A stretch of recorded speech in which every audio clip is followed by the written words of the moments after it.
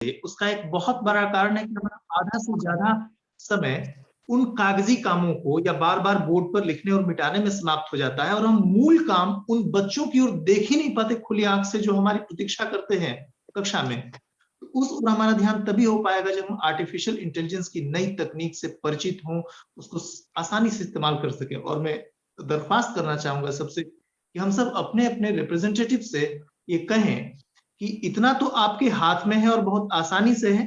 कि आप एआई की टेक्नोलॉजी को शिक्षकों को मुफ्त में उपलब्ध कराएं, इसका मुफ्त प्रशिक्षण दें, इसका बहुत लाभ मिलेगा निश्चित रूप से। मुझे पूरा भरोसा है कि ये टेक्नोलॉजी हमारे काम को आसान बनाने वाली है और हमारी जीवन ऊर्जा जो होगी विद्यार्थियों पर लगेगी, कागज काला करने पर नहीं लगेगी। इसके अलावा एक और विषय है जो मैं निश्चित रूप से चिन्हित करना चाहूंगा। हमारा वर्तमान भारतीय समाज जो है काफी परिवर्तनशील है, एक ओपन सिस्टम है, ये कोई क्लोज सिस्टम नहीं है जिसे हम चारों ओर से अपने टेरिटोरियल बाउंड्री में बंद कर दें और उस हिसाब से काम करें। ये बहुत ओपन सिस्टम है, शायद पहले भी रहा था और आज भी है, अब तो और भी ज्यादा हो गया है। हमारे क्लासरूम में हमारी भूमिका जो होती है बहुत सीमित है। हमारे सामने जो कक्षा है अत्यंत विविधता भरी कक्षा है, उसमें कुछ विद्यार्थियों की स्थिति यह है कि जो कहने barely they are literate, barely literate, and I'm saying it because I have been facing it. So वो निरक्षर हैं ऑलमोस्ट, या फिर बहुत मुश्किल से सिर्फ साक्षर हैं, और उनके सामने जब हम अपने विषय को कक्षा 10 या 11 के स्तर को एक्सप्लेन करते हैं तो बिल्कुल हमारा उनसे कोई संबंध ही नहीं है। इसका मतलब है कि मैं उस बच्चे का शिक्षक नहीं हूं।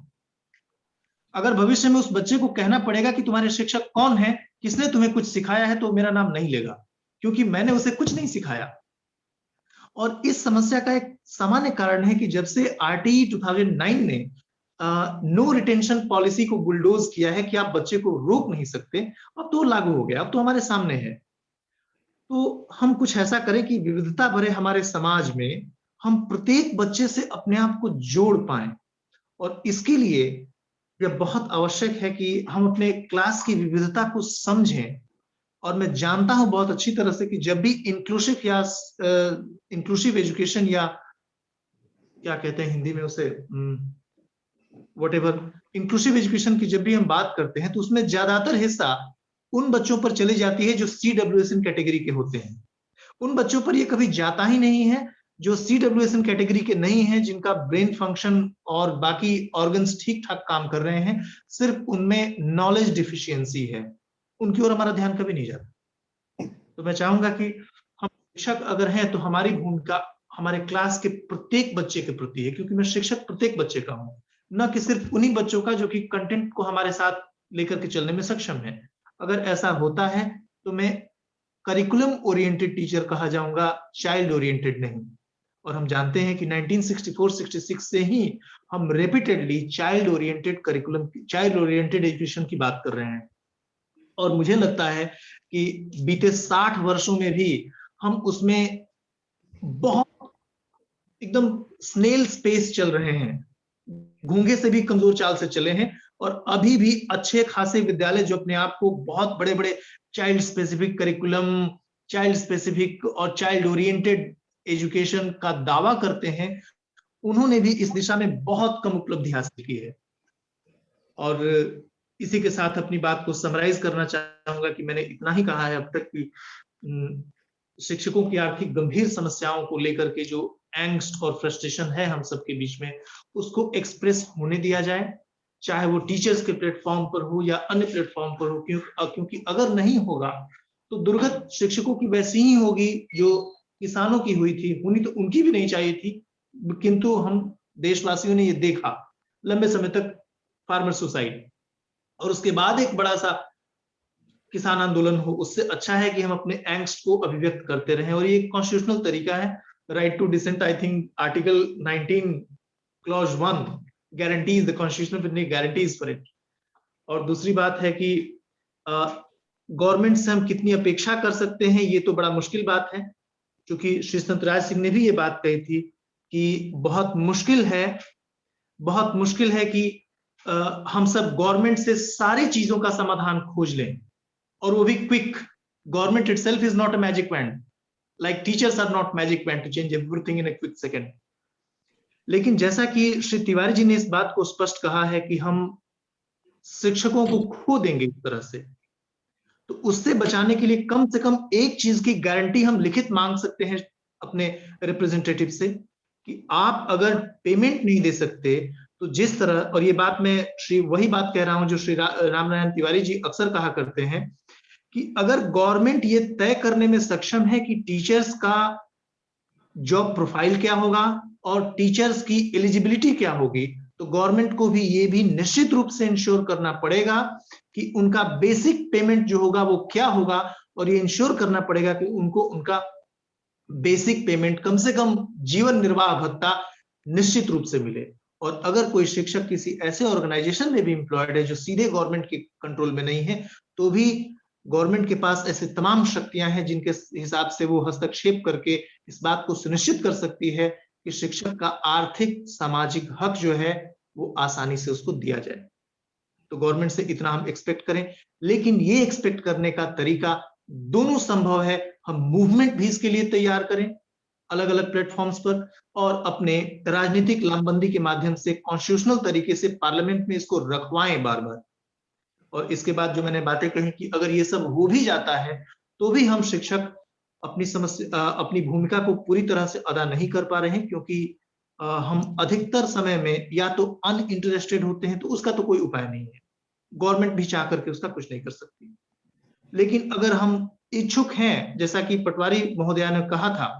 कि श्रीमती पटवारी महोदया ने कि ऑलरेडी मैं बहुत ज्यादा काम में बिजी हूं क्लरिकल वर्क्स में, तो उसका समाधान हमारे पास आर्टिफिशियल इंटेलिजेंस की टेक्नोलॉजी है।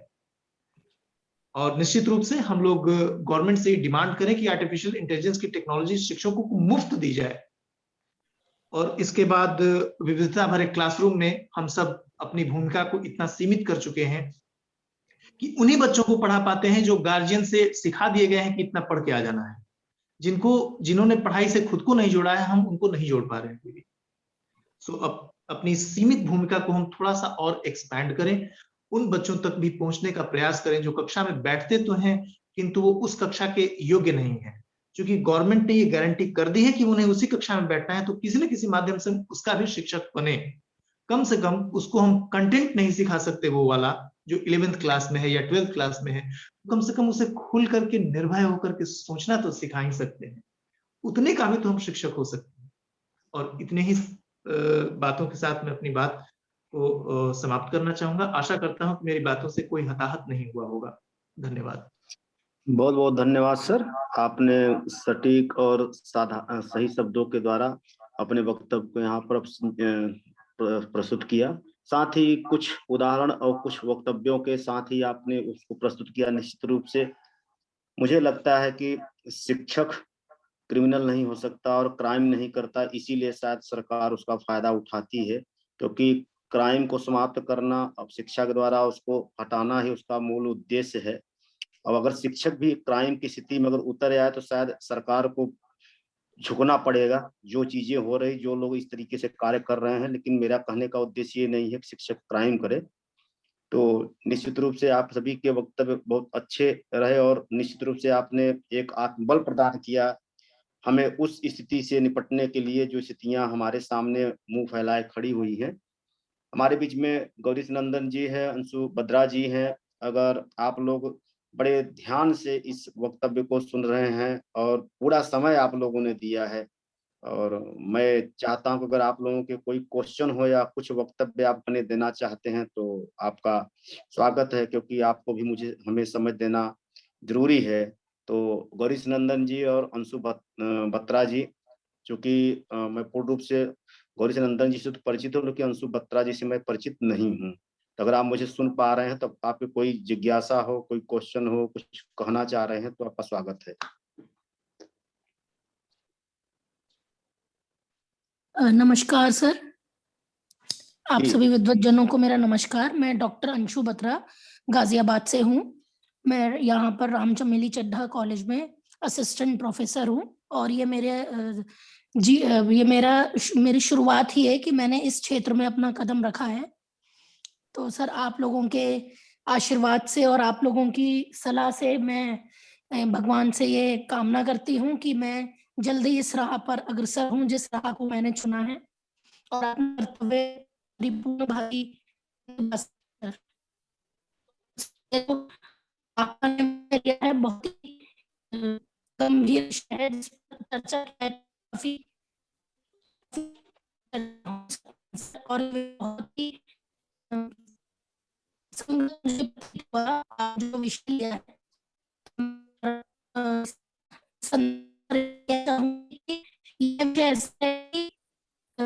कुछ अभी ऐसी प्रिपरेशन नहीं है मेरे लिए है जहाँ पे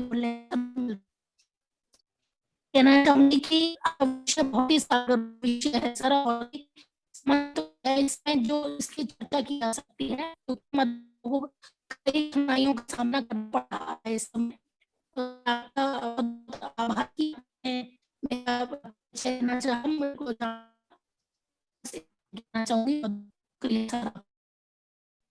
ऐसा है जो कि सभी को हम देते हैं और कभी आपको सुनना हो तो आपका वेलकम है, हमेशा स्वागत है देंगे। आप ने जो भी अपनी व्यक्ति थी गौरी नंदन जी हमारे बीच में और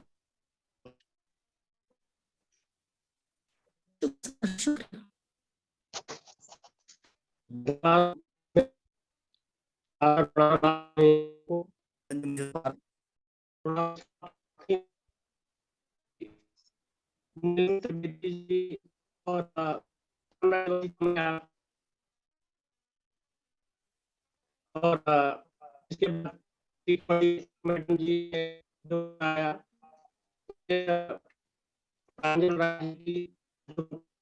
बाकी वो उन्होंने जो उदाहरण दिए कि शिक्षक रहते हैं विद्यालयों लेकिन वह आने नहीं जाते तो सरकार से चाहिए हमारे लिए बात है जिससे विद्यार्थी जो कि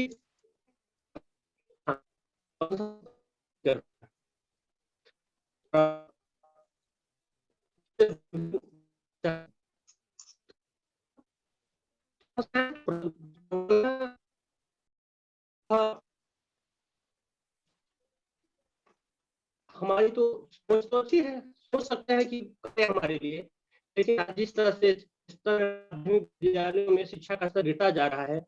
9-10 में पढ़ने वाले बच्चों को यदि क ख की वर्णमाला का ज्ञान दिया जाए तो फिर यह चिंताजनक है। और यदि सरकार चाहती है प्राइवेटीकरण तो मैं 50-50% अपना मंतव्य रखता हूँ कि